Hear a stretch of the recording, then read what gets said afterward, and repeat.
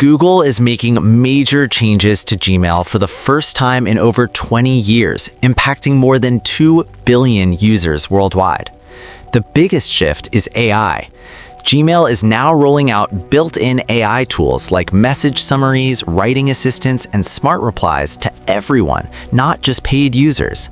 These features can read through long threads and help you respond faster, but they also rely on Google's AI processing your emails in the cloud. Another long-requested change, users will finally be able to change their Gmail address without creating a new account. Your old address will continue to work as an alias, and all your emails, files, and Google services stay intact. There are limits, though. You can't do it often, and rollouts will be gradual. This is a long overdue quality of life update, especially the ability to change your email address.